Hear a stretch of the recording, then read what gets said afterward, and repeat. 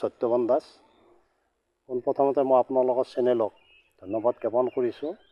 মই 2 নং শ্বহীদ সত্যনাথ গাঁও পঞ্চায়তৰ একাডি মালিবাৰী ৱাৰ্ডৰ 6 নম্বৰ ৱাৰ্ডৰ মই সদস্য পদৰ বাবে পদত উঠিছোঁ। গতিকে আপোনালোকৰ সমূহ ৰাইজৰ আশীৰ্বাদ মই বিচাৰিছোঁ। অহা 7 তাৰিখে যিহেতু আমাৰ ইলেকশ্যন হ'ব, সেই ইলেকশ্যনত সমূহ ৰাইজে যাতে ভোটটো দি জয়যুক্ত কৰে। প্ৰতিদ্বন্দ্বী কিমানজন আছে? প্ৰতিদ্বন্দ্বী আমাৰ 3জন আছে। 3জন আছে। 3জনৰ বিকল্প ভোটত জয় হ'ম। ৰাইজৰ সঁহাৰি কেনেকুৱা? নিশ্চয় ধুনীয়া ৰাইজৰ সঁহাৰি আমাৰ। বহুত ৰাইজ আহিছে মোৰ লগত ওলাই। আমি বহুত আশাবাদী বিপুল ভোটত যদি জয়ী হয় আপুনি কি মানে সমস্যাৰ পৰা বেছি গুৰুত্ব দিব?